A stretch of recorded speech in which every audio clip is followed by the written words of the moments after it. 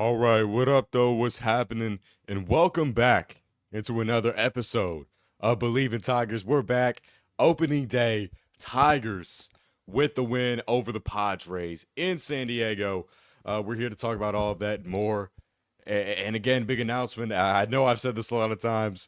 People who have had the opportunity to listen to the podcast. I've said, "Hey, I'm gonna go full time. I'm gonna go full time into the podcast," and then it never really happened. Kind of went to the back of my mind.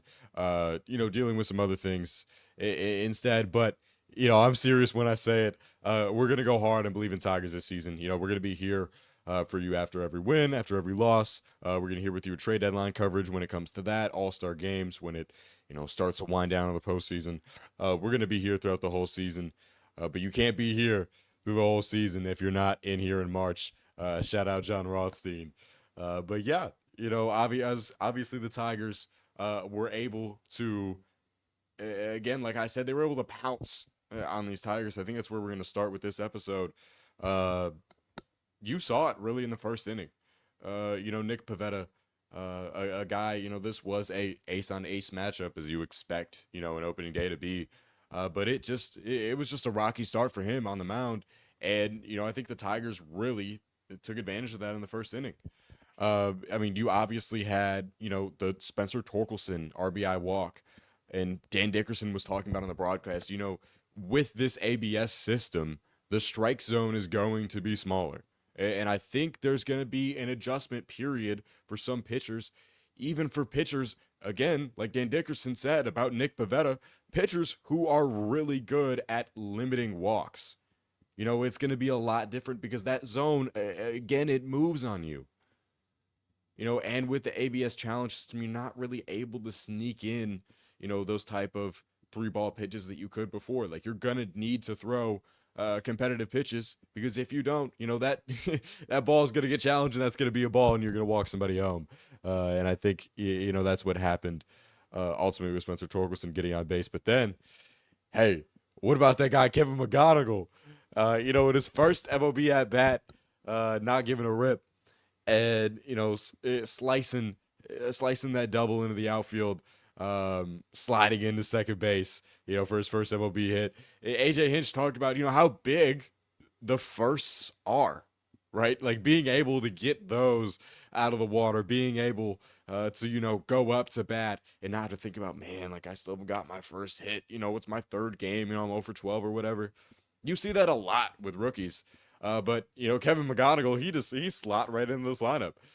I think since really the beginning of spring training, he's kind of been just an MLB level guy. Like you haven't seen him in terms of preparedness, in terms of the way he goes up to the plate, in terms of his approach.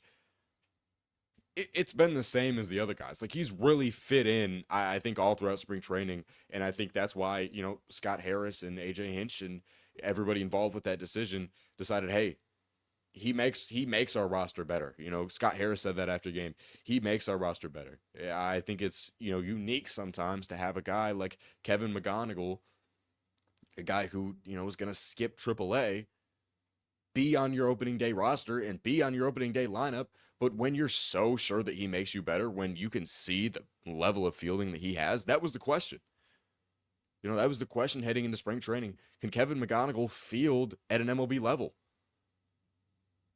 I think it's important to remind people Kevin McGonigle and Max Clark were in the same draft class. Those are two high schoolers from the same draft class. And I know people talk about how far they think Max Clark is.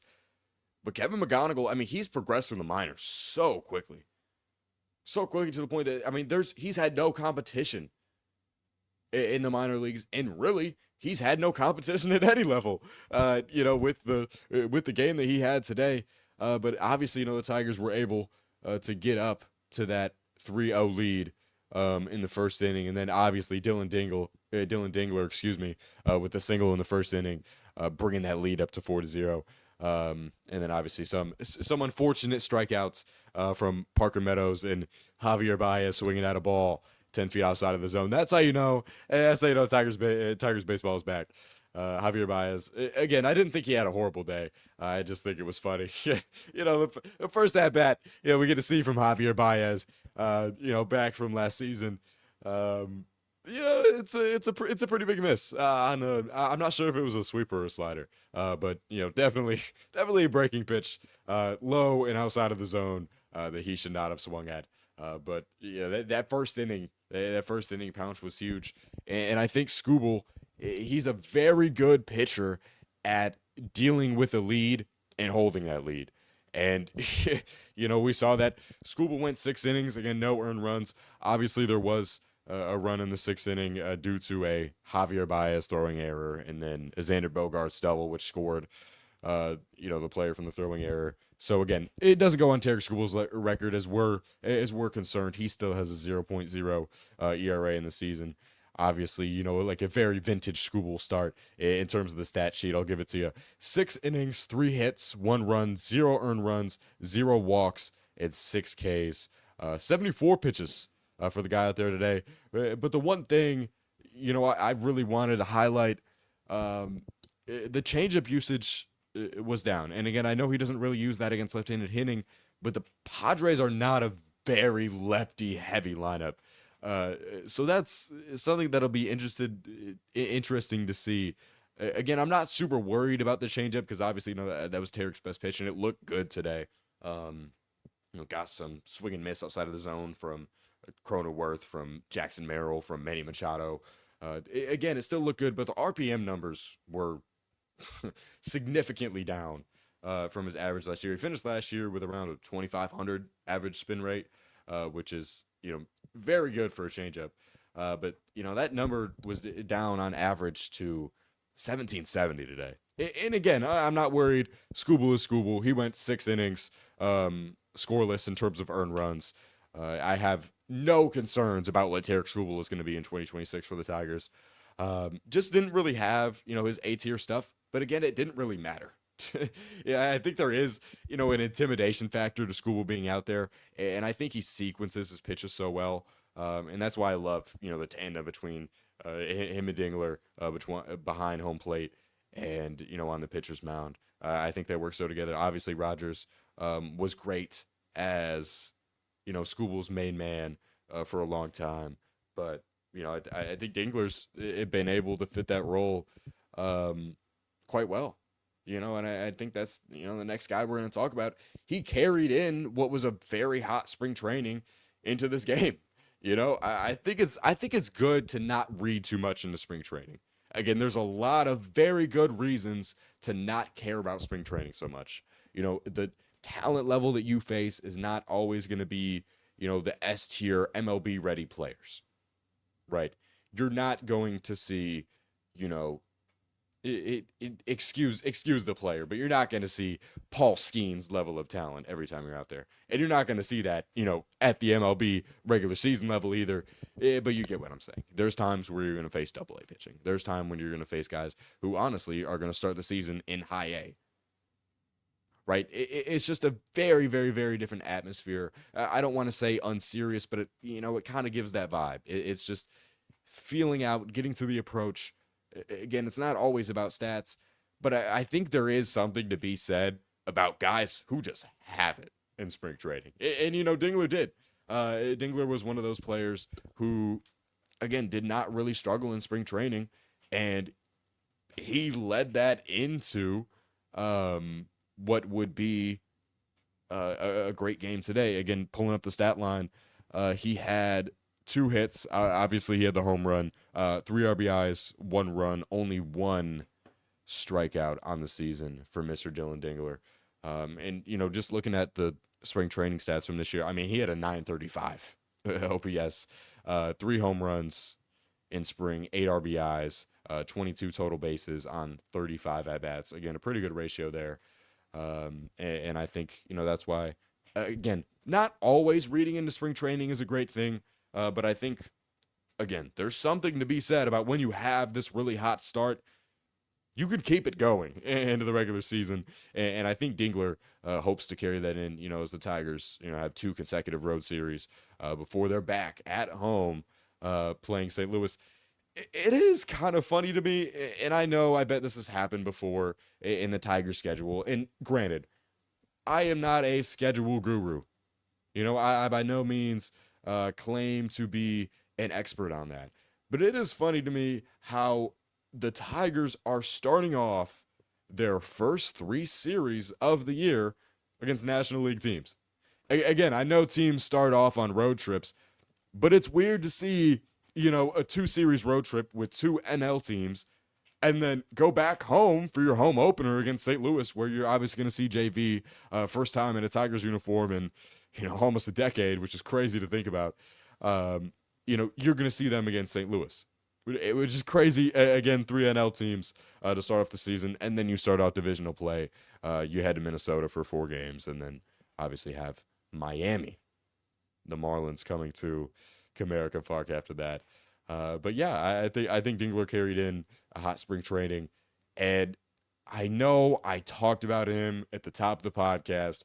I don't think there's enough words to describe how special Kevin McGonigle is. Again, not very sure on the exacts of this because I've heard a little bit of differing reports. I've heard some people say, there's only been 11 players who have had 4 hits in their debut. I heard during the Tarik Skubal press conference, there's only been 25.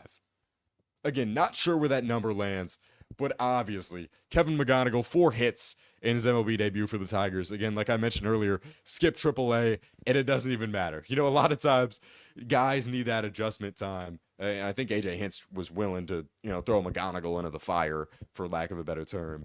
But I think he handled it quite well. I think he was, able to use the bat and get into soft spots in the zone and just get hits.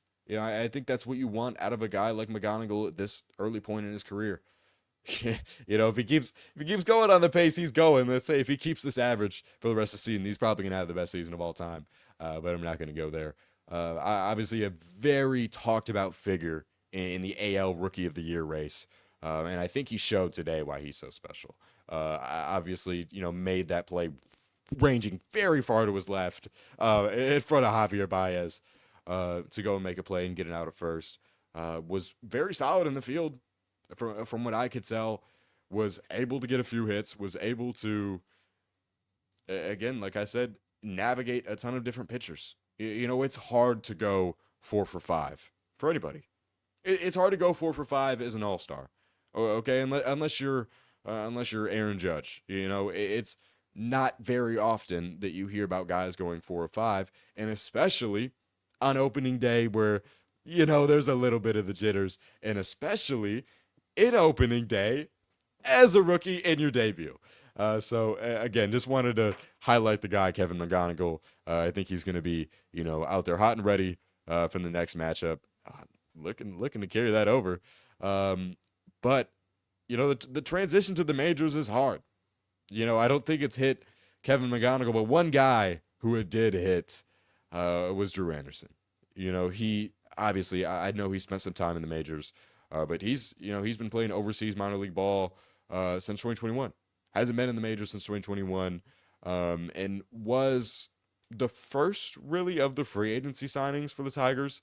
Before the Valdez signing came in, and I Bleav, before the Tigers even signed Kenley Jansen, which was, again, another very good offseason acquisition that I tend to like a lot. You brought on Drew Anderson, was kind of a peculiar look. Most Tigers fans were like, I don't know if this is what you need. I mean, you obviously don't think he's going to be in the starting rotation. And again, this was for the Verlander hire as well. So you were kind of sure where he fit in, but he was kind of like that 5 guy in the rotation. But now, obviously, been results to the pen. Was handed a pretty big lead. Excuse me. But again, he really struggled.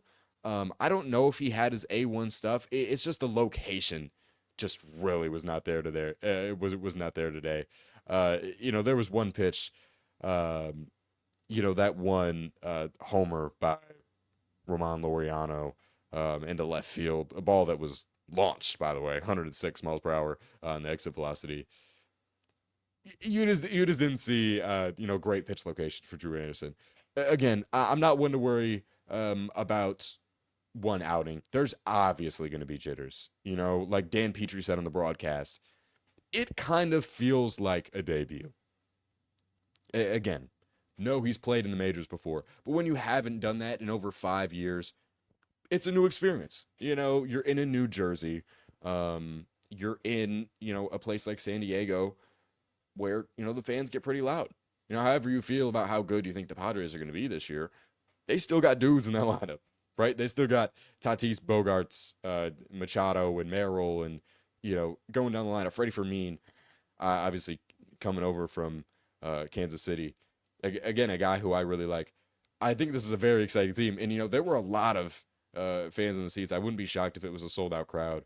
Again, some of them left early because of the 8-0 deficit, which I would too, Padres fans. I feel you. I was there. I was there during the early 2020s, late 2010s Tigers. So trust me, I know how it feels to not be a great team. But the Tigers have a great one this year, and I think Drew Anderson. I think it's just going to be a big adjustment period. I don't think he's going to be the A1 guy out of the pen. Right? You know who those guys are in the pen. That's your Will Vest. That's your Kenley Jansen. That's your, again, another big resigning in Finnegan out of the pen. I think you have three really good late inning guys. He's a guy, again, former starter, a guy who's able to get you significant innings. And I think that's all you want out of him. But the transition, again, if you're watching on YouTube, you can see the caption below. The transition to the majors is hard. The banner, excuse me, not the caption. I don't think, again, not trying to read too much into this, but want to be a little bit light on the boy, Drew Anderson. I know some people have some very extreme feelings on the hire, or the signing, excuse me, of Drew Anderson. Again, I don't think it's bad. I just think it's a Chris Fetter risk type of guy. There's been a lot of guys like that who, we have seen stay in the organization, guys that are still here today. But we've also kind of seen, some guys fade away or, find new spots like Chase Lee. But obviously, like I think Chris Fetter has worked his magic on some guys before. I think, Jack Flaherty, when he's dealing, he's very good for the Tigers. Very, very, very good for the Tigers. And I think, Fetter will get Drew Anderson on the right ship. It just, it might take a second. And, but before we really wrap this up, I do want to highlight, again, didn't get to talk about, the opening day roster. I want to highlight Emmanuel De Jesus making the opening day roster. I mean, that's a story in and of itself. A guy who's had, minimal major league experience going into spring training on a minor league contract. He wasn't even on the 40-man roster. It wasn't even really a thought at that time of, hey, maybe he could make the roster. Maybe we could do this and that. Made the 40-man roster during spring because he was pitching so well, and then just wouldn't stop pitching. So, I mean, he gave you no reason as to say, hey, put me in AAA. He gave you no reason to justify that. And he gave, AJ Hinch and Scott Harris basically no option to say, hey, you're on the opening day roster, man. Go out there and go pitch. Wanted to highlight that. Obviously, a great guy in Emmanuel De Jesus. Tyler Holton, again, didn't really have his A1 stuff, but was pretty good. Had a 4-pitch walk, which obviously you don't like to see, but kind of closed out the inning where Drew Anderson was starting to see things turn into a place where you don't want to be. You had bases loaded. Nick Castellanos coming up to the plate, and it kind of seemed like this is a Cinderella story, and Nick Castellanos is about to hit a grand slam against his former team after being released and finding his way to the Phillies. It kind of just seemed like that was going to happen. Like it was fate.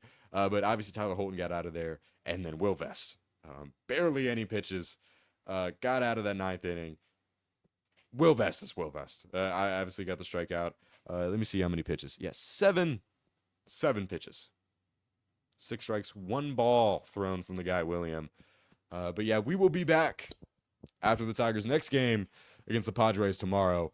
Again, a very great game. 8-2 win on an opening day is really all you can ask for. 6 innings scoreless in terms of earned runs from Tarik Skubal. Kevin McGonigle was awesome. Dylan Dingler was awesome. Top of the lineup really had their day, with the exception of Kerry Carpenter.